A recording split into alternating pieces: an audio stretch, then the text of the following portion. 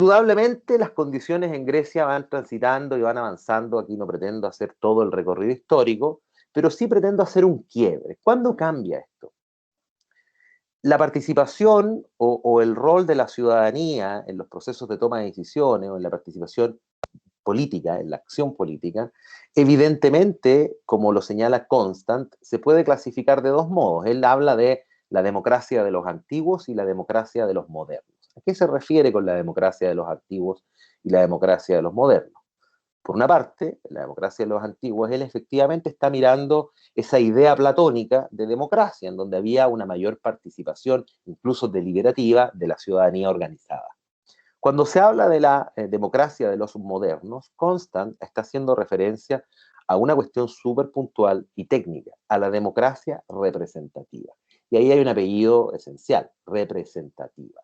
Es decir, un tipo de democracia que se comienza a gestar en Europa, particularmente en Inglaterra, a partir del 1600 en adelante, sobre todo cuando pierde poder el rey, ¿no? El ejecutivo, y comienza a asumir poder los distintos parlamentos, ¿no? Y en los parlamentos, poco a poco, se va extendiendo el mecanismo a través del cual las personas que se incorporaban a los parlamentos lo hacían, es decir, el mecanismo de justificación, que es el voto. Entonces, poco a poco se empieza a extender el sufragio y esta democracia participativa comienza a interpretarse como un tipo de democracia que se ejerce a partir de la elección de representantes.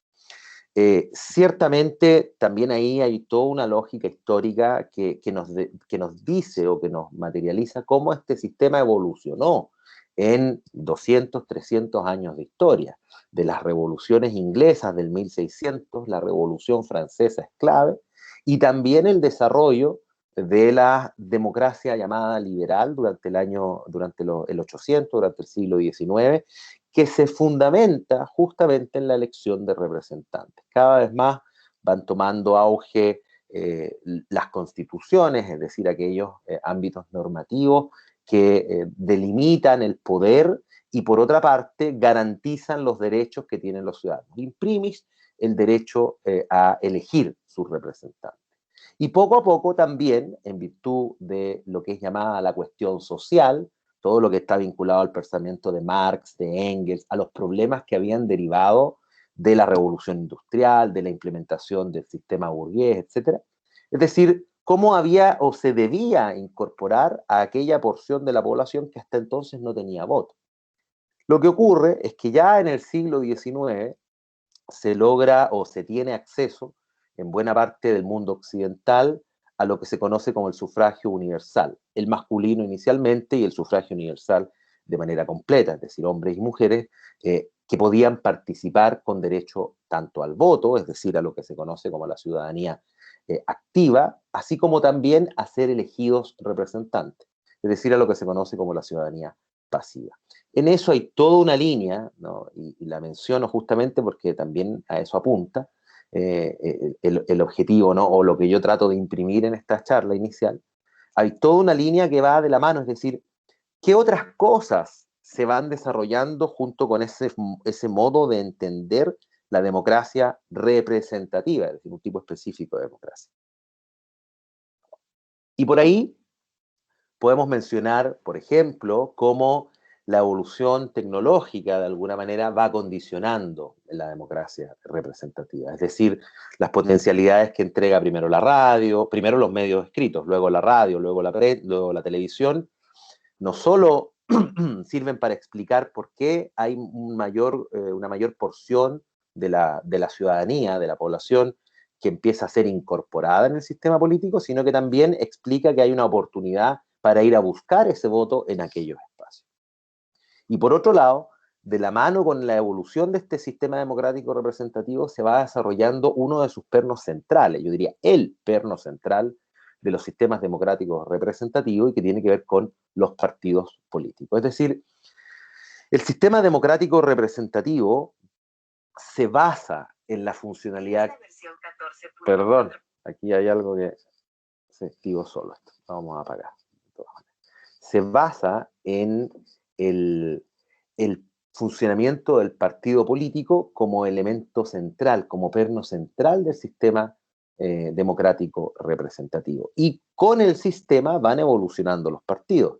De partidos parlamentarios se transforman en partidos de notables, luego se transforman en partidos de masa y posteriormente en partidos de audiencia. Evidentemente hoy día la pregunta que podría caernos de cajón es cómo esto ha evolucionado. Evidentemente hoy día atravesamos un momento, y cuando digo hoy día digo hace 50 años, porque cuando se habla de la crisis de confianza, la crisis de legitimidad de las instituciones, o la misma crisis de los partidos políticos, o en resumen, la crisis del sistema democrático representativo, nos parece algo que es muy reciente, o que en los eslogans que se han levantado en Chile hacen alusión a los 30 años, pero bueno, es un problema que viene desde hace más de 30 años. Es decir, la literatura habla del problema de los partidos, de la confianza, del sistema democrático representativo, por lo menos desde los años 80 en el mundo occidental.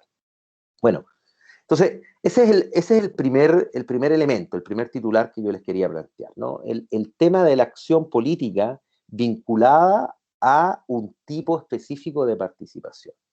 De ahí hay un artículo que les voy a compartir, va a ser el único artículo que les voy a compartir para la lectura que soporta la clase del día de hoy, el taller del día de hoy, y que tiene que ver con, el titular sigue un poco esta lógica, ¿no? Dice, el titular se llama Del son politicón, del animal político, al son electrón, es decir, al animal electrónico.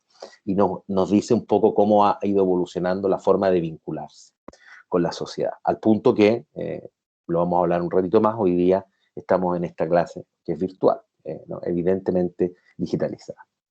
El segundo titular que les quiero traer a la colación tiene que ver con ¿de qué estamos hablando? ¿De la política o de lo político? Me explico. Hay un informe del PNUD, Los tiempos de la politización, del año 2015, que hace justamente énfasis en esta diferencia. Es decir, cuando hablamos de, por ejemplo, la crisis de los partidos políticos o la crisis del sistema democrático representativo, basada en, obviamente, desafección ciudadana, etc., estamos efectivamente hablando de que la ciudadanía se despolitiza. Hay distintos autores, bueno, esto fue un debate, una reflexión que estuvo en pie durante mucho tiempo, y hay distintos autores que lo abordaron desde la perspectiva que yo quisiera abordarlo aquí con ustedes. Y que es muy simple, no, el ciudadano no se despolitiza. Lo que ocurre es que hay una diferencia radical en torno a qué entendemos con política y qué entendemos con político. La política viene a entenderse como la política institucionalizada, tradicional, como aquellos mecanismos de soporte del sistema democrático representativo. Mientras que lo político es lo que se da en el día a día, es lo que construye al ser humano en su relación con las distintas partes de la sociedad. De ahí surge una nueva diferencia que la pone sobre el tapete un autor de la ciencia política que se llama Gianfranco Pasquino, y que es una diferencia basilar con respecto a participar en la política y participar de la política. Entiendo que puede aparecer un juego de palabras, pero no lo es. Cuando uno participa en la política, estamos hablando de aquella participación que todos nosotros hacemos cuando esta es institucionalizada, por ejemplo, el voto, por ejemplo, quienes militan en un partido político, por ejemplo, quienes participen de reuniones desde el punto de vista institucionalizado, con el municipio, etc. Pero también hay otra forma de participar de lo político, aquí nos conectamos con la definición anterior, y que tiene que ver con todos aquellos instantes en los que nosotros con nuestra acción creamos valor público. Es decir, nuestra acción reviste un interés o se orienta o tiene un objetivo orientado directamente a lo que es el interés público, el interés colectivo. Cuando transitamos por la calle, cuando nos relacionamos con otros, más allá de que estemos pensando o que estemos insertos en un contexto institucionalizado. Y aquí viene de cajón el tercer titular que les traigo a colación, y que tiene que ver con la construcción del espacio público. Y se conecta también con los dos titulares anteriores, cómo evoluciona la acción política anclándose en el sistema democrático representativo, cómo se construye la división entre lo político y la política. Bueno, este tercer titular tiene que ver con el espacio público. Sin dar la lata en términos de los autores que se han ocupado de esa temática, voy a mencionar tres, solamente para que se entiendan los momentos a los que quiero aludir. El primero es un clásico, ¿no?, de la filosofía o de los estudios desde las ciencias sociales, que es Jürgen Habermas. Jürgen Habermas conceptualiza este concepto de la esfera pública. Es el primero que habla de la esfera pública, sobre todo conectándose con la opinión pública, ¿no?, que además era un tema que el sistema democrático representativo no había resuelto. Lo explico esto en un paréntesis. A la base del sistema democrático representativo se encontraba un concepto fundamental, ahora que lo digo y sobre todo visto el momento que estamos viviendo, era clave, que era el pacto social, la voluntad soberana. Rousseau, Voltaire y todos esos autores que desde la Revolución Francesa teorizaron al respecto. Y la pregunta que desde el 1789 en adelante más o menos había concentrado la atención era: ¿y dónde está esa voluntad soberana? ¿Cómo la puedo ver? ¿Cómo se puede materializar más allá del mecanismo institucionalizado de la elección del voto? Y Habermas piensa en el contexto de la esfera pública justamente para señalar que era ahí, en aquellos espacios donde se discutía de lo público, que se estaba materializando esa opinión pública, que podría asimilarse a lo que yo les comentaba con respecto a la voluntad soberana, al reflejo de ese pacto social. Sin embargo, Jürgen Habermas hacía ejemplo o se refería a espacios concretos. La palabra esfera no es casual. Él estaba mirando a los clubes, incluso a los cafés que caracterizaron la vida del 700 y del 800, donde se reunían los intelectuales a debatir cuestiones de interés público. Pero llega con el tiempo una autora muy relevante para los estudios sociales y sobre todo para la ciencia política, que es una autora, Hannah Arendt. Y Hannah Arendt toma el concepto de esfera pública y teoriza otro. Y pasa a llamarlo, y aquí ya empiezan ustedes probablemente a hacer un poquito más el clic, esfera pública termina transformándose en espacio público. Es decir, bajo el mismo supuesto que había plasmado Habermas, Hannah Arendt dice que es cierto, es ahí donde se puede ver o se puede escrutar más que la voluntad, la opinión pública con respecto a los temas de interés público, pero no necesariamente debían ser en espacios circunscritos, no era el espacio el que daba el contenido para que aquello se materializara, sino que era el objeto de la discusión. Es decir, cuando lo que se trataba en dicho espacio tenía efectivamente tanto una repercusión como la manifestación de un interés público. Y con eso transitamos buena parte del siglo XX, hasta que en los primeros años del 2000, y justamente en este momento de quiebre, como ustedes pueden ver, las tres líneas hoy día están ahí, ¿no?, puestas en tela de juicio, si ustedes quieren, justamente porque se habla de un sistema en crisis. El tercer momento es lo plasma o lo trae a colación un autor que es Arbezú, es un autor mexicano, que habla del espacio político.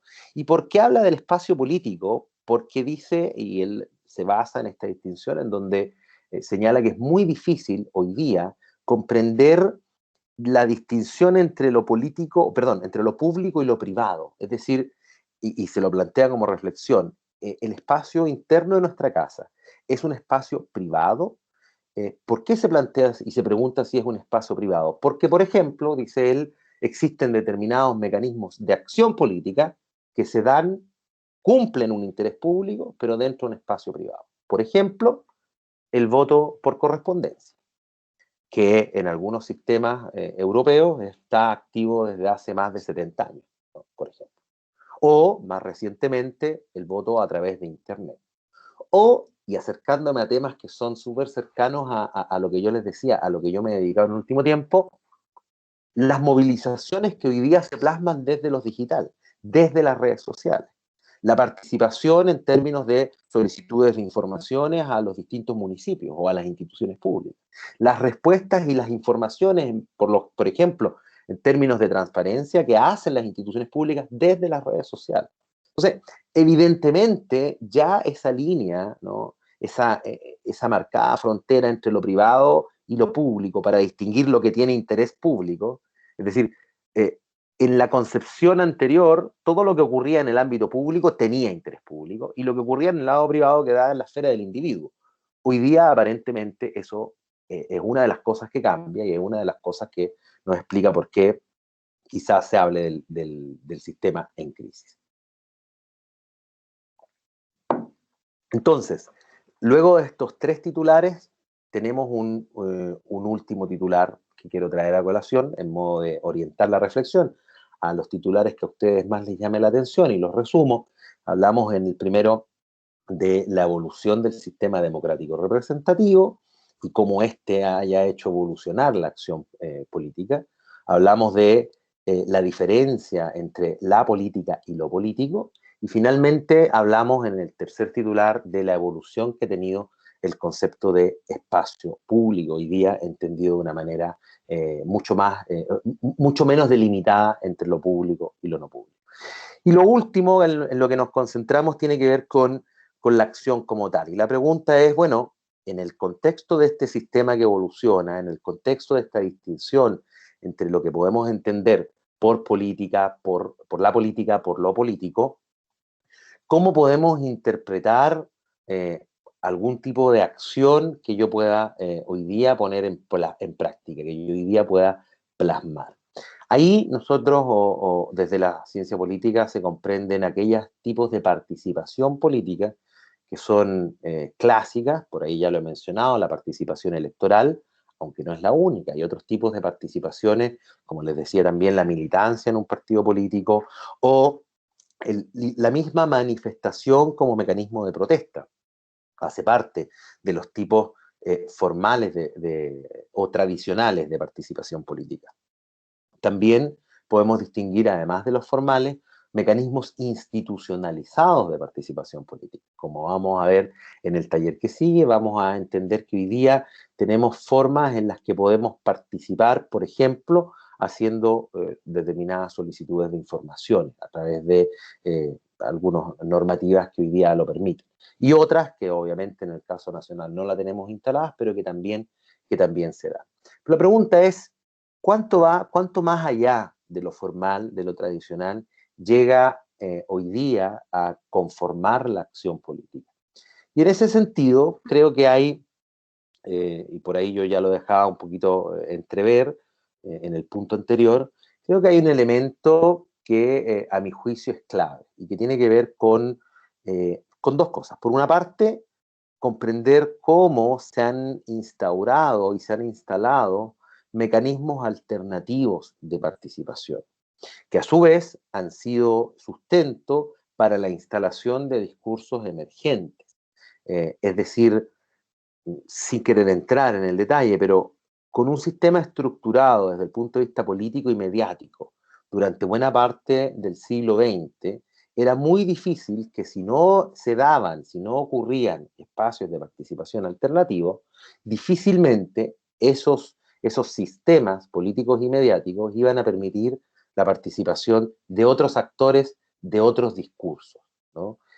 Por ahí un buen ejemplo de ello lo se tiene en la que se conoce como la primavera árabe, en donde se instalan discursos no dominantes a través de las redes sociales, teniendo repercusiones inmediatas. Yo no estoy agregando aquí un juicio de valor, ni si son repercusiones buenas o malas, positivas o negativas. Por ahí hay otra discusión que se plasma y que es súper válida, que tiene que ver con eh, las redes sociales como elementos democratizadores de la política y de la acción política, es decir, a disposición de todos, y por otro lado, las redes sociales como peligros para una acción política orientada con elementos de populismo, de demagogia, etc. Esa es una discusión efectivamente latente. Pero lo que no se puede desconocer es el efecto, el resultado que ha tenido este proceso de transformación de la acción política desde espacios digitales, desde espacios tradicionales, desde espacios tradicionalmente entendidos, a otras formas digitalizadas de participación. Y siempre sobre ese mismo punto, pero visto desde otra mirada, también cómo la institucionalidad misma se haya ido adaptando a esas nuevas formas de hacer política, de poner en práctica la acción política. No solo desde el punto de vista de los actores políticos, sino que también desde el punto de vista de las instituciones políticas, ¿no? Y obviamente eso tiene repercusiones sobre todos los otros sistemas, los sistemas normativos, los sistemas mediáticos. Yo siempre hago un ejercicio con los y las estudiantes de mis cursos, les digo, tratemos de buscar algún día, ¿no?, en el que los medios de comunicación tradicional no pongan sobre el tapete noticioso un evento, un hecho o una noticia que tenga su origen o que se explique a partir de lo que se está o lo que se puede observar en las redes sociales o en espacios digitalizados, ¿no? Es una buena reflexión, yo creo que nos permitiría ver cuánto han permeado nuestra vida y cómo comprender a partir de eso ese tipo de acciones políticas. Y el segundo punto, siempre sobre este cuarto titular, tiene que ver con la emergencia, esa emergencia de nuevos espacios que permite la entrada de nuevos actores, ha permitido también que se den nuevos discursos, ¿no? Va un poco de la mano, nuevas temáticas. Yo recuerdo eh, con énfasis que en los primeros años del 2000, por ejemplo, en el contexto europeo, pero también en Chile, me recuerdo que hubo una candidatura, de hecho, presidencial, los temas relacionados con el medio ambiente o la ecología eran temas periféricos. Y cómo una forma distinta de participar, el ingreso de actores distintos a los procesos de formación de opinión pública, han terminado también permitiendo que se instalen discursos y temáticas nuevas, ¿no? Como por ejemplo el tema del medio ambiente. Como por ejemplo, si nosotros transitamos en la historia nacional, ¿no?, en la más reciente, determinados discursos con respecto a la educación, que han instalado actores nuevos que desde el movimiento estudiantil, es mucho más antigua la historia del movimiento estudiantil, pero que desde los años del 2001, 2006, 2011 han logrado permear el sistema, han logrado hacer transitar una temática en el ámbito de lo político a una temática en la política como tal. Entonces, y para qué hablar, obviamente, de la demanda feminista, ¿no? Una cuestión que se ha instalado, sin lugar a dudas, por la fuerza propia que tiene esa temática y por la relevancia, ¿no?, que esta ha de tener en un momento como el actual, pero también como con los elementos de soporte que ha tenido la temática desde el punto de vista del posicionamiento de temas. Recordemos el Me Too, no solo en Estados Unidos, también en Europa. Recordemos aquí en Chile cómo el año 2018, a partir de la instalación que se hace, no solo de la marcha, de la gran marcha feminista en el centro de Santiago, sino que también de todo lo que activó el proceso de digitalización, donde también había acción política con referencia a esa temática, se termina prácticamente empujando a un gobierno que no tenía ningún programa en este sentido, se termina empujándolo a crear una agenda, la agenda mujer, ¿no? Y bueno, ahí uno puede notar ciertas repercusiones que se pueden observar en estas temáticas. 4 titulares al que agrego un último de cierre, referido al otro tema, al otro ítem, que de alguna manera complementa el temario del día de hoy y que tiene que ver con los mecanismos de liderazgo. Es decir, el liderazgo es entendido como la forma una forma de autoridad, si me voy a los aspectos más teóricos, es entendido como una forma en la que se plasma una autoridad desde el punto de vista simbólico, desde el punto de vista carismático, refiriéndonos, por ejemplo, a Weber. Weber definía los tipos de autoridad o de dominación, según la traducción que se haga de este trabajo, como 3 tipos, ¿no? La autoridad formal, la autoridad legal y la autoridad carismática, poder legal, poder formal, poder carismático. Y en este sentido, el liderazgo sin duda puede expresarse desde las 3 variantes, ¿no? Puede ser un liderazgo cuyo origen tome posición o tome elemento desde lo que comprendemos como autoridad formal, es decir, la autoridad que tiene la cabeza familiar, el padre o la madre, o un tipo formal tradicional, o un tipo de autoridad que puede derivar desde la perspectiva legal, es decir, un electo, ¿no?, o una candidata electa. Pero los nuevos espacios de acción política, como en la evolución que yo les he ido comentando, han permitido que se plasmen o que sea más recurrente observar determinados espacios en donde el liderazgo logra posicionarse más bien desde una arista de esa autoridad carismática, de ese poder simbólico, si queremos decirlo desde la perspectiva más sociológica, que estos nuevos espacios permiten. Entonces ese vendría siendo el último titular, y ahora obviamente invitarlos un poco a la reflexión, y una reflexión que tenga que ver también con los temas o con los elementos a los que nos vamos a dedicar en las clases, en los dos talleres que vendrán, y que tiene que ver con, bueno, cómo interpretar este momento.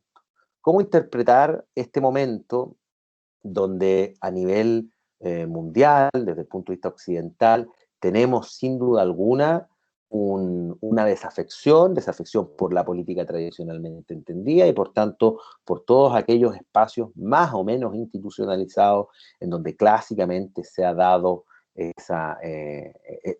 se ha ido construyendo la acción política, pero al mismo tiempo cómo ese desapego, esa desafección y esas formas no tradicionales de participar han ido hoy día no solo transformándose en espacios en donde se da un determinado tipo de acción política, sino que también han terminado construyendo, ¿no?, o fortaleciendo la misma política tradicionalmente entendida.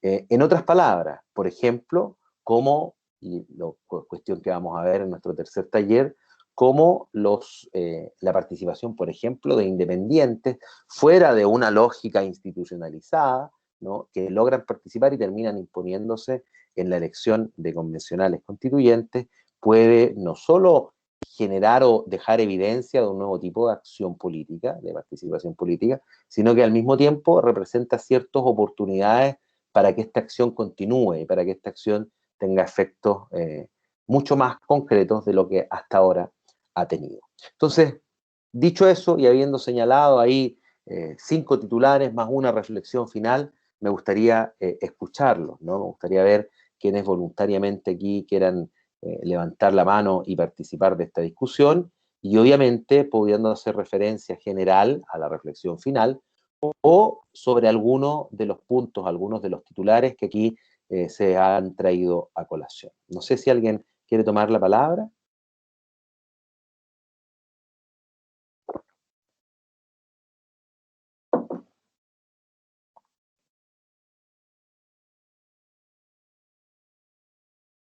Javiera, te levanto la mano, por favor.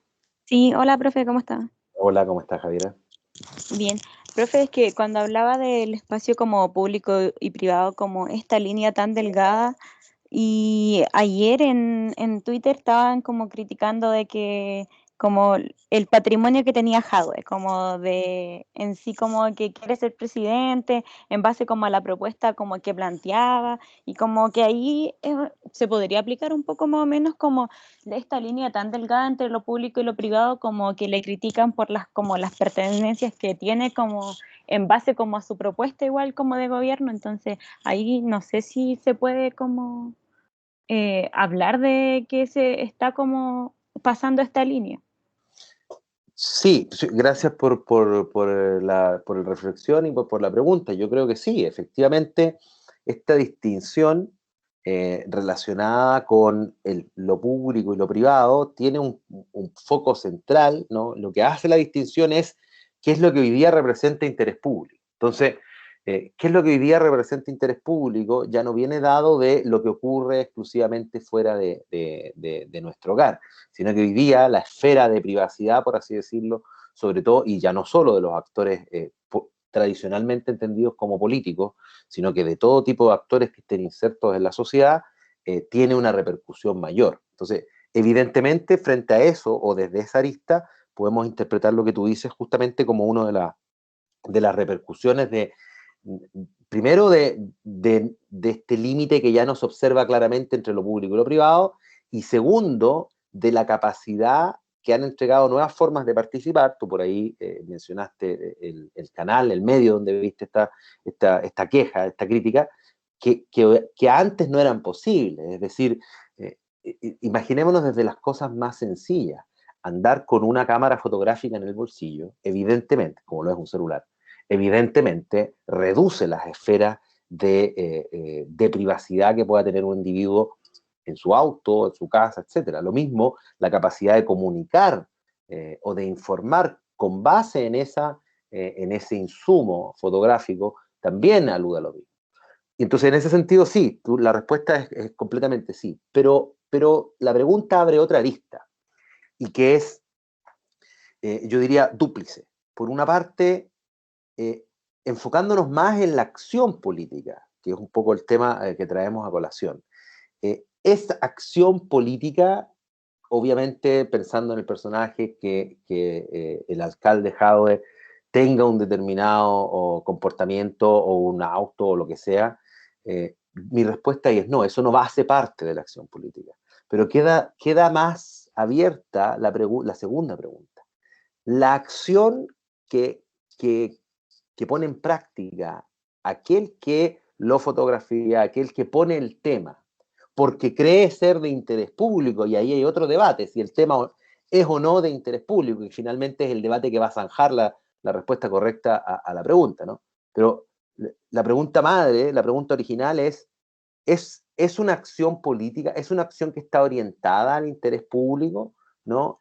Aquella que termina visibilizando esa temática.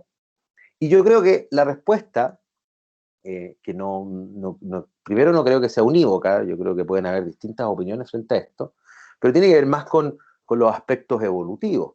Si miramos hasta hace 20 o 30, ¿no? O diría más yo, 40 o 50 años atrás, que una persona que postulara a un cargo público tuviese otro tipo de propiedades, era una cuestión que en ese entonces era considerado un aspecto que no hacía parte de la esfera pública. Y en ese entonces, cuando surgen los primeros reproches a cómo una persona se está candidateando o pretende ser un representante cuando podría tener todos estos, llamémoslos con una frase actual, conflictos de intereses, porque es propietario de esto otro, generaba polémica. Hoy día me parece que en la evolución societal ese tipo de cosas están asumidas como parte de la discusión pública. Entonces, yo ahí me cuidaría, sin lugar a dudas, de tener una opinión. A nosotros nos puede parecer de interés público, de más o de menos interés público, lo que determinados usuarios planteen en espacios, ¿no?, digitales, si tú crees, pero sin lugar a dudas hay que ver la conversación desde el punto de vista evolutivo, es decir, el día de mañana, más que pensar hoy día, el día de mañana, ¿van a ser o no van a ser cuestiones de interés público? Y creo que por ahí pasa la respuesta sobre si cualquier acción que comete un actor en un espacio determinado se transforma inmediatamente, ipso facto, en alguna acción política. ¿Tenemos alguien más de nuestros invitados aquí que quiera tomar la palabra? Está Camila, Catalina, Cecilia, Diego, Elizabeth, Scarlett, Carla, Magali, Marcela, Matías, Priscila, Romina y Rubén. ¿Quién quiere tomar la palabra? Hola, sí, ahí tenemos a Marcela. Por favor, Marcela, adelante. Hola. Hola. Buenas. Respecto a la reflexión final, o como a este punto final de interpretar este momento, pienso que las formas como de participación que se han visto últimamente, como por ejemplo a través de las redes sociales, la articulación de demandas a través de las redes sociales, han surgido obviamente, claro, de todo un contexto del que hablamos del desapego, de la desafección por la política, también de la crítica, de la exigencia, ¿cierto? Pero, ¿cómo estos mecanismos, cómo se pueden institucionalizar estos mecanismos de participación? Porque son tan, no sé, orgánicos, genuinos, quizás de la voluntad de las personas, como que, por ejemplo, no está la lógica del partido político. Claro. No está la lógica de, sí, me suscribo y apoyo todo, porque ya es como más crítico de, no, o sea, esta idea sí, esta idea no, esta idea. Entonces, pienso que como parte de eso es también lo que surge, que es la convención constituyente que vamos a tener, o sea, que tenemos, ¿cierto? Es la nueva constitución. Entonces, como que esa parte como que para mí me surge la pregunta, ¿cómo se puede institucionalizar algo así, o una participación de esa? Bien, oye, súper bueno la pregunta, el comentario y la reflexión. Eh, Muy institucionalizada, además, ¿no? Muy sobre lo normativo. Y está bien, es súper bueno, una forma de lectura de los procesos políticos, ¿no? Hay una corriente teórica, hay una escuela de pensamiento que es la escuela institucional, que ve los procesos políticos desde esa vista, ¿no? Efectivamente. Y es entretenido, yo me sonreía porque, fíjate que a mí me tocó participar el año 2000, mira, fue la mañana del 18 de octubre de 2019, en una charla en el CERVEL, en el Servicio Electoral. Me invitaron a una charla sobre política y redes sociales, y en aquella charla, uno de los consejeros del CERVEL hizo una pregunta, y la pregunta fue la misma que acabas de hacer tú. Es decir, ¿cómo y en qué medida tenemos que institucionalizar los procesos que se dan en estas esferas más difusas de participación, asumiendo que es un tipo de participación que se puede dar, que se puede encontrar y que incide, ¿no? Porque articula, etcétera, y sobre todo también comprendiendo que tiene determinadas dificultades y peligros, que duda cabe, ¿no? Pero ¿cómo lo podemos articular? Era la pregunta que él plasmaba. Eh, y la respuesta, todavía no te voy a decir la respuesta que yo le di, pero la respuesta inicial yo creo que va por dos lados, por dos aristas. La primera tiene que ver con, hay determinados mecanismos que, que calzan con otros mecanismos no digitalizados que necesariamente tienen que seguir una misma línea. Ejemplo, publicidad en procesos electorales. Y ahí el CERVEL hizo, eso fue como lo más rápido en la respuesta, es decir, perfecto, tenemos que emular la misma normativa que existe frente, por ejemplo, a la propaganda, ¿no? En procesos electorales. Ok, pero nos quedaba gran parte de los tiempos donde no hay propaganda, en espacios en donde el mismo CERVEL, el año 2017, había dicho o había determinado que las redes sociales eran espacios de conversación privada, cuestión que yo critiqué mucho por lo demás.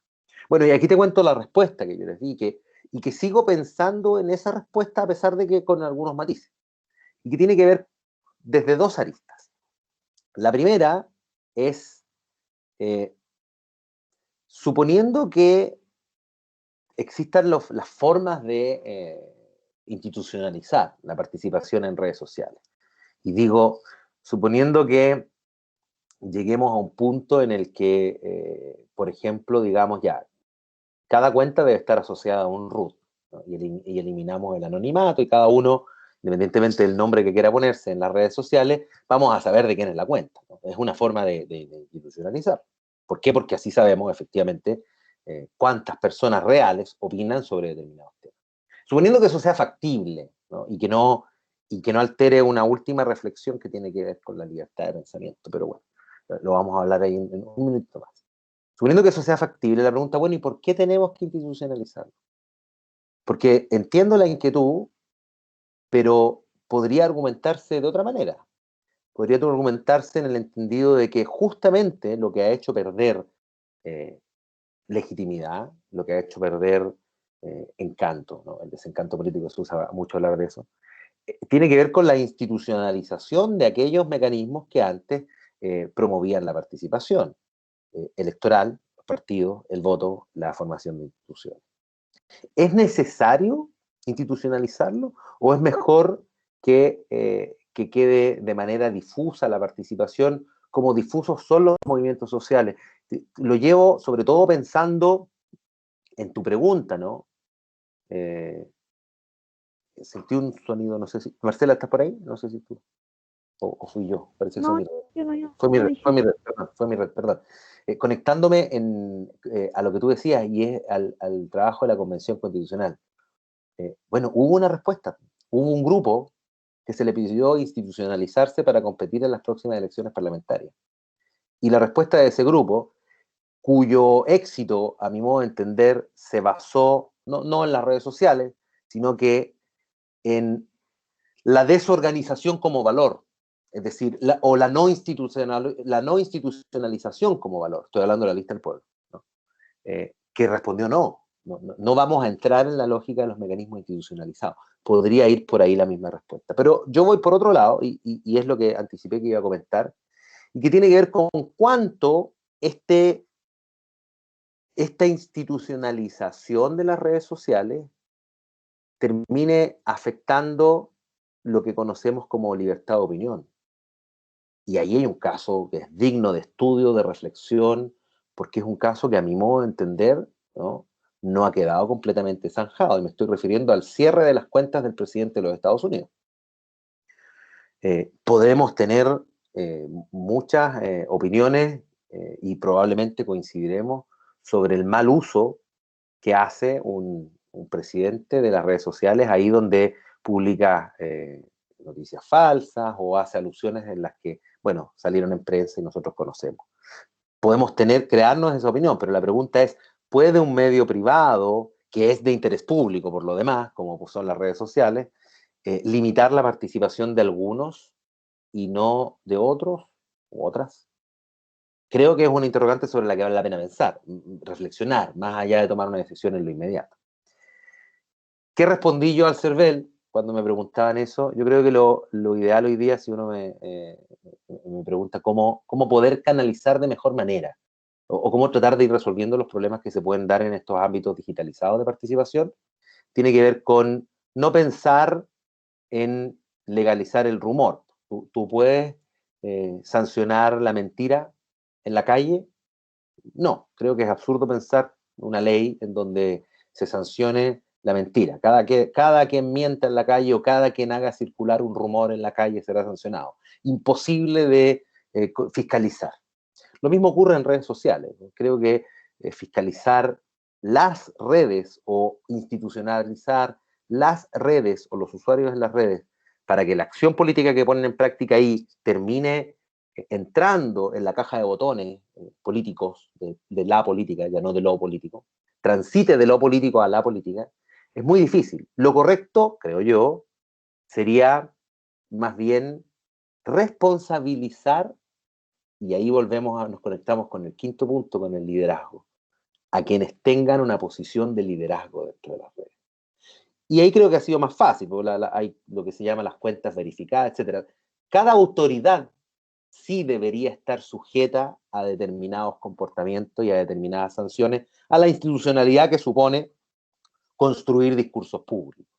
Ahí creo que se justificaría más, por ejemplo, que se le sancionara o que se le cerrara la cuenta a un actor como el presidente de los Estados Unidos, porque supone un grado de responsabilidad mayor y por tanto de exposición al mismo tiempo mayor. Y ahí supone, también conectándome con lo que señalaba Javier en el comentario, en la pregunta anterior, una menor esfera de privacidad, pues es más o menos lógico. Ahí volvemos al origen. En los orígenes, no, los que están en política tienen menos esfera de privacidad. Sí, hoy día parece que nadie tiene una esfera de privacidad. Pero pareciera ser que sea necesario que en las redes sociales, por lo menos en la acción política que se cumple o que se da en las redes sociales, quienes tienen algún tipo de autoridad, y no solo tradicional, formal o legal, sino que también carismática, ¿no? ¿Cuánto periodista hay en redes sociales que tiene una cantidad enorme de seguidores? ¿Cuánto influencer también tenga institucionalizadamente la responsabilidad de tener un comportamiento distinto al resto de la ciudad? No sé si eso responde a la inquietud y si tienes alguna reflexión con respecto a la respuesta, Marcela, o si hay alguien más que quiera participar, por cierto. Sí, totalmente, me gustó mucho. Es que, claro, pienso que no se puede como adecuar la acción política que está surgiendo ahora a los mecanismos de participación formales que existen, como que no son compatibles. Y es como lo que decía de la lista del pueblo, como que obviamente no van a querer, o sea, como, porque no es coherente, como con la forma en que surge. Pero, por favor. No, no, termina, eso. por favor.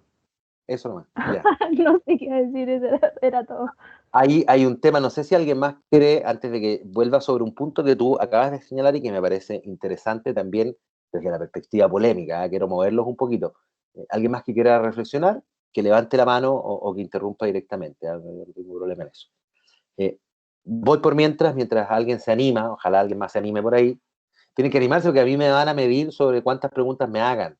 Si no, no me van a pagar completamente este curso. Necesito que hagan, no, estoy bromeando por cierto, necesito que ojalá participen para que se cumplan los objetivos que se plantearon. Quiero tomar un tema que tú me dijiste sobre cuánto las formas de que hoy día hay. Tú hablaste de participar. Yo todavía no quiero usar la palabra participar. Me he concentrado también más que nada en acción política. Después vamos a ver cómo la participación es uno de los elementos de la acción política. Pero, ¿cuánto de la acción política que hoy día se está poniendo en práctica responde o calza con los espacios institucionalizados de la misma?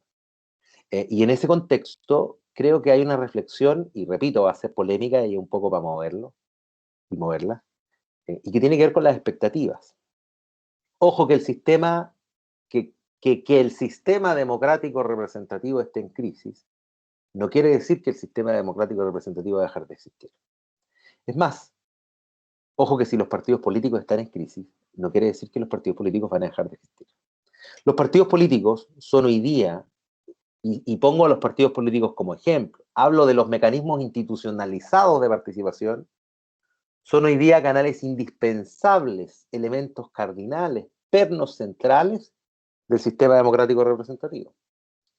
Sé que es polémico, porque ¿cómo está defendiendo los partidos? No, yo no estoy defendiendo los partidos, estoy simplemente defendiendo un discurso, que es el discurso de Gianfranco Pasquino, cuando a él se le pregunta, y hay una charla en YouTube, a quien le interesa este tema, de una conferencia de Gianfranco Pasquino, que dio en Chile, por lo demás, en el año 2012, Democracia, Participación y Crisis de Representación, así se llama.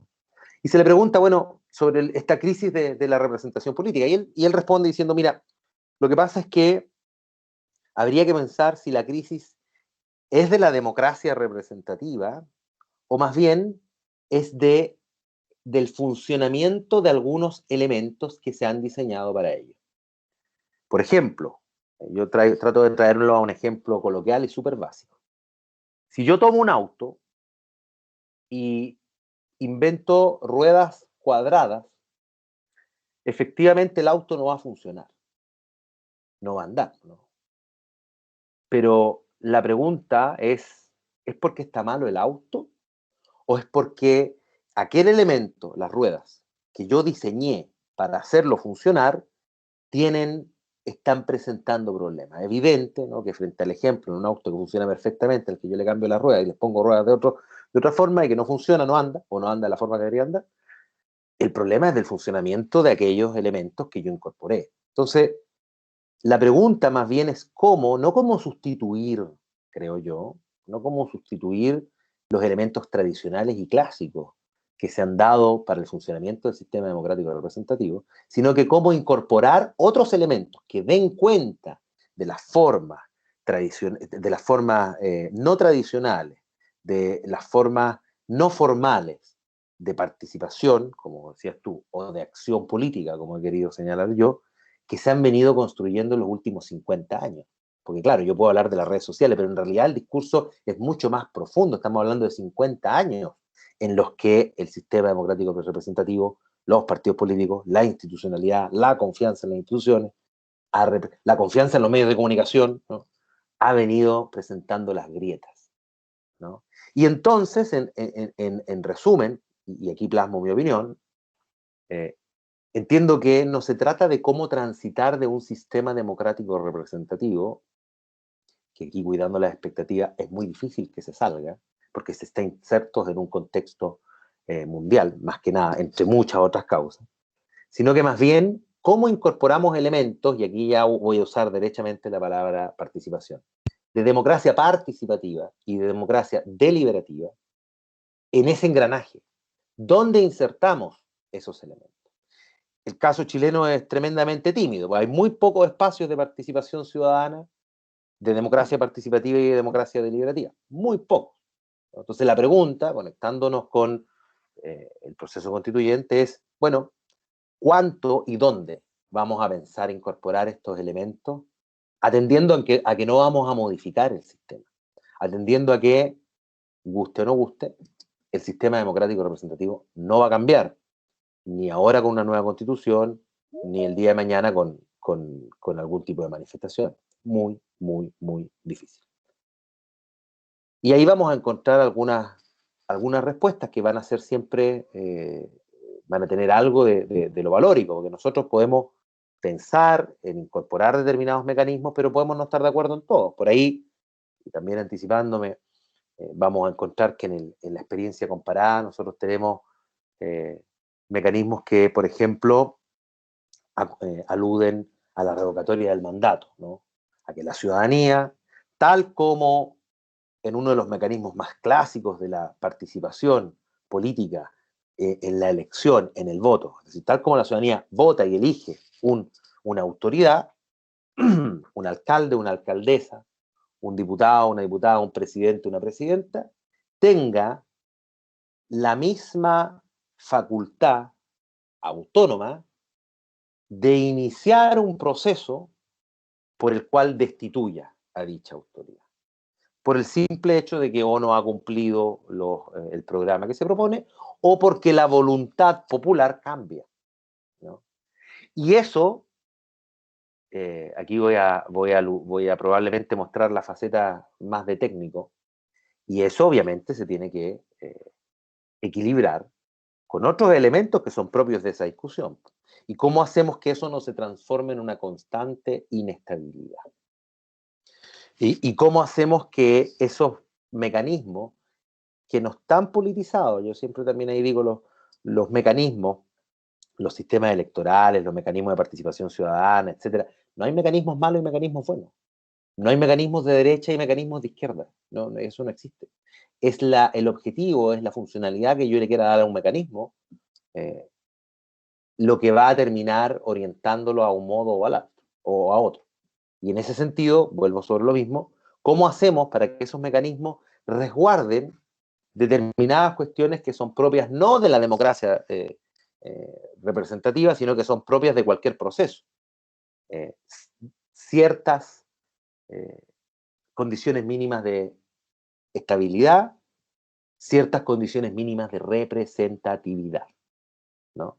De nada vale tener, como lo tenemos, o como fue el diseño de esta Constitución, que actualmente vige en el país, mecanismos que sobrevaloren la estabilidad por sobre la representatividad, es decir, mecanismos que digan, no importa que sean dos nomás los que tomen las decisiones, dos sectores políticos, pongámoslo ahí para que sea un lenguaje más claro, no importa que sean dos sectores políticos los que tomen las decisiones, lo importante es que sea estable, evidentemente es un extremo, pero tampoco podemos llegar, desde el punto de vista técnico estoy hablando, a pensar de determinados mecanismos que digan, no importa que cambiemos todos los días, lo importante es que podamos cambiar.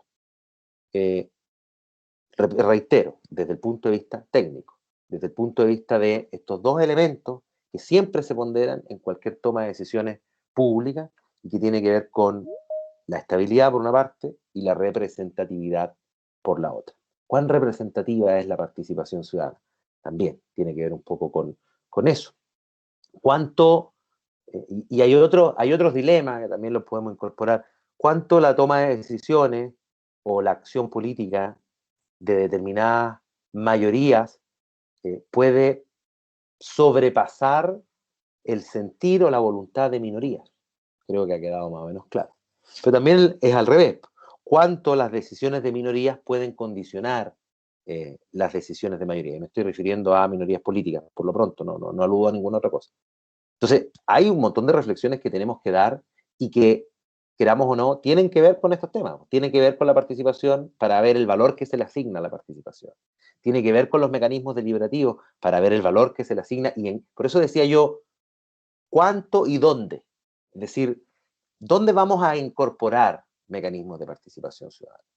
¿Dónde vamos a incorporar la democracia, ¿no? Entendida, despojándola de cualquier contenido ideológico, es decir, el mecanismo más democrático que existe para la elección de algún representante o de alguna representante, el sorteo. Bueno, ¿hasta dónde vamos a poder incorporar ese mecanismo? Y ahí, repito y reitero, volvemos a un juicio que es valórico. Queremos que el cargo supongamos, se conserve un presidencialismo de presidente de la República, sea elegido por sorteo. Estoy haciendo un ejemplo vago, por cierto, ¿no? Pero quiero extremar el ejemplo para que quede más o menos claro. Vamos a elegir a nuestros jueces por sorteo, vamos a elegir a los fiscales por sorteo, vamos a elegir, reitero, son ejemplos tremendamente absurdos, pero para que traten de dejar claro el ejemplo, a partir del ejemplo, los debates que se tienen que dar a la hora de ponderar esos mecanismos. Bien, ¿alguien más? Les pedía por ahí que se incentivaran, que encontraran la voluntad, que alguien más quiera participar. Paula, ¿yo puedo aquí hacer preguntas así o me está prohibido? Ay, ahora sí, ¿se me escucha? Ahora sí. Ya, sí, profesor, por supuesto.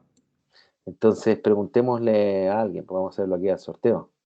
Preguntémosle a Scarlett Parraguet. ¿Está por ahí Scarlett? Sí, profe, estoy aquí. ¿Qué le ha parecido hasta ahora la temática? ¿Hay algo algo que yo no haya conversado, que yo no haya traído a colación, que le llame la atención o que usted crea que se puede vincular con los temas que hemos tratado?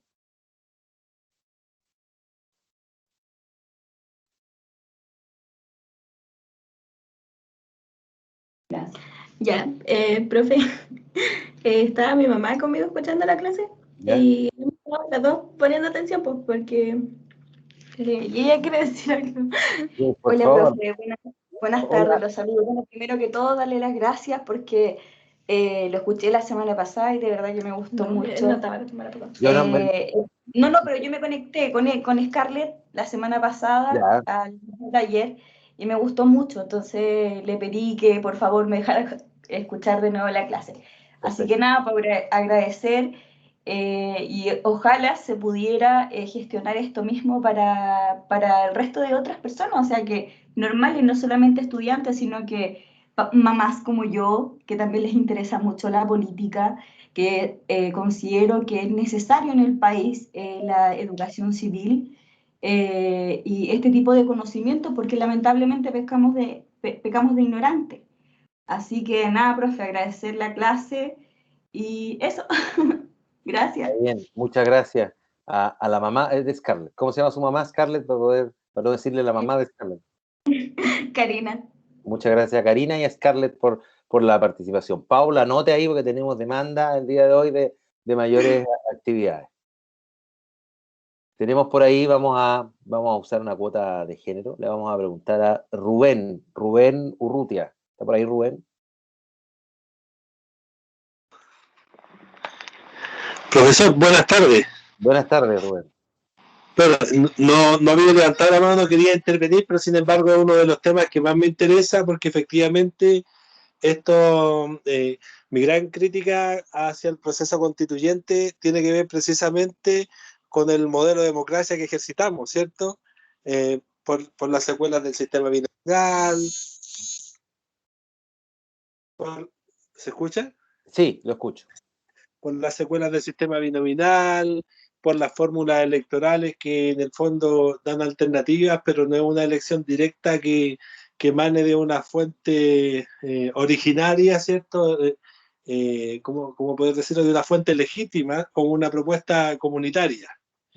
Entonces yo creo que, o sea, por lo menos, yo sé que esto obviamente tiene una amplitud, un contexto, pero a mí, tanto como ciudadano o como profesional de la ciencia jurídica, me agrada mucho que sea este el primer espacio donde yo empiezo a escuchar, ¿cierto?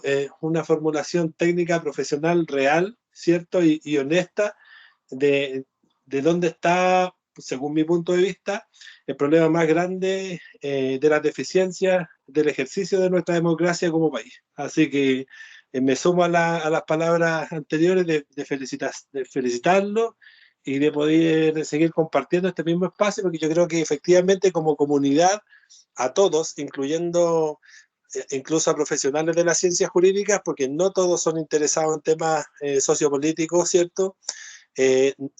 Nos hace mucha falta nutrirnos de esta educación ciudadana, social, porque hay que interactuar, hay que mirarse las caras y hay que construir realidades políticas desde las comunidades y desde el conocimiento. Perfecto, Rubén, se agradece mucho sus palabras, ¿no? Y solo me permitiría complementar que Dos cosas. Uno, claro, es rico también para nosotros, para quienes tenemos la posibilidad de exponer, porque evidentemente, y ahí hay una autocrítica tremenda que hace la ciencia política. Por ahí hace unos días atrás, Juan Pablo Luna, que es uno de los referentes de la ciencia política nacional, él es uruguayo, pero bueno, vamos a decir nacional, lo conozco, somos amigos por lo demás, señalaba que el cientista político o que el cientista social ha tenido, y señalaba justamente en no saber interpretar el resultado o no saber anticipar el resultado de la convención, a eso aludía su entrevista, señalaba justamente que el cientista social un poco se ha alejado, ¿no? del fenómeno ciudadano, de lo que está ocurriendo en esa esfera subcutánea, ¿no? que podríamos decir, ese tejido subcutáneo que quedó demostrado existe afortunadamente en la elección de constituyentes. Entonces, para nosotros también representa una oportunidad. A pesar de que ahí, aprovechando también que lo conozco, hay que decir que eso es un problema más presente en la Católica que en la Universidad Central. Nosotros sí estamos, como lo demuestra esta actividad, más presente en actividades en los territorios. Y lo otro que quería complementar es, bueno, poner las manos por delante. Yo trato de conservarme siempre desde lo técnico, sabiendo que muchos de los argumentos que yo puedo dar desde lo técnico pueden ser interpretados como anacrónicos, ¿no? Por ejemplo, ahí usted, Rubén, me planteaba derechamente lo que yo justamente hace algunos segundos decía sobre este sistema democrático representativo que no hay por dónde en la teoría se vea pueda cambiar. Y un poco queda entredicho, queda entre líneas el hecho de cuando yo decía, veamos dónde poder insertar mecanismos de participación, de democracia directa, democracia deliberativa. Usted críticamente y con toda validez podrá decir, bueno, el profe está diciendo tenemos que acontentarnos. Bueno, desde la teoría hay algo de eso, hay algo de no saber y no poder comprender cómo el sistema se termine transformando. Yo prefiero llamar cuidado de las expectativas. Así, de hecho, así lo voy a llamar en 2 semanas más cuando hablemos de esos temas. Sí, si me permite una última intervención, efectivamente, porque, por ejemplo, yo que soy una de las personas, un ciudadano muy interesado en cambiar este paradigma democrático, ¿cierto?, de un modelo a un modelo más directo, también soy consciente que esto requiere ciertas acciones, la adquisición de ciertas herramientas, que es algo desde mi lógica ideal, pero también que faltan elementos que son como lo que se está construyendo de forma comunitaria. Por eso son importantes estos espacios de formación. Y lo último es, por ejemplo, un fenómeno de reacción que se da con la elección de los gobernadores, ya que muchos esperábamos otro resultado, pero se ve la crítica que dice, oye, la gente floja no fue a votar. Y yo ahí tengo otro análisis. Yo creo que tiene que ver con esto mismo, con lo que ofrece cada alternativa, porque en menos de un año nosotros tuvimos varios ejercicios electorales, incluyendo la primaria de la gobernación y este último evento, y la gente en cada evento se comportó de forma distinta pero estable. Por ejemplo, con los constituyentes, la gente mantuvo una responsabilidad frente a eso, porque yo creo que había una expectativa, una lectura de granjearse derechos fundamentales, de proteger el sentido de humanidad de los individuos a través de la Carta Fundamental. No así que creo que la gobernación fue vista como a lo mejor un espacio más de gerencia de recursos públicos, ¿cierto?, donde nos generó la misma mística, y la municipal, que siempre muestra como una responsabilidad cívica, que eso aumentó bastante porque iba acompañado de los constituyentes. Pero yo creo que en esa perspectiva sí las comunidades tuvieron una lectura de cada escenario, y yo creo que eso es positivo, yo creo que eso es un avance, más allá del resultado en cada espacio. Sí, sin duda, sin duda. Y hay ahí, y ojo, que incluso la participación en términos de los constituyentes y las constituyentes fue baja. O sea, incluso ahí hay una arista que uno podría decir, bueno, todavía necesitamos este tipo de espacios, una mayor politización, y lo quería señalar justamente en el sentido de que esta intervención, esta diferencia entre la naturaleza de la elección constituyente, la naturaleza de la elección de gobernadores y gobernadoras, de alguna manera también refleja quizás esa percepción de lo que hablábamos, de que está en el ámbito de lo político y que como es la política, termino también rechazándolo un poco, ¿no? Yo creo que también ahí hay una buena lectura que se podrían dar de los procesos eleccionarios en ese sentido. Y también vamos a interpretar eso. Me agrada y se agradece que ustedes hayan participado también el día de hoy. Espero que esta primera, como dije yo, charla haya sido lo suficientemente amena. Esa era la idea, ¿no? Por eso no quería llegar aquí con un PPT, con una lámina, cosa que sí vamos a hacer la próxima semana. Esperaba que justamente se dieran estos espacios en donde también se agarrara el ritmo, o sea, que ustedes agarren el ritmo de cómo yo ejerzo la docencia o como yo doy este tipo de charlas, y yo también el ritmo de ustedes de cómo participan y de cómo reflexionan. También porque esto me sirve para ordenar también y hacer algunos ajustes con respecto a lo que se vendrá. Creo que estamos en la hora, Paula. No sé si hay alguien más que quiera hacer una última reflexión antes de devolver la palabra a Paula. ¿Alguien por ahí? Creo que no. Paula, el micrófono todo tuyo. Sí, sí, estamos en la hora. Muchas gracias, profesor. Les recuerdo, la próxima sesión va a ser el próximo viernes a la misma hora con el mismo profesor. Eso, terminamos y que tengan buen fin de semana. Aprovechen el feriado, aprovechen de descansar y nos estamos viendo. Que estén muy bien. Y usted mejórese, Paula. Que estén bien Sí. todos. Cuídense. Chao, chao. Gracias, saludos, chao, chao. Chao.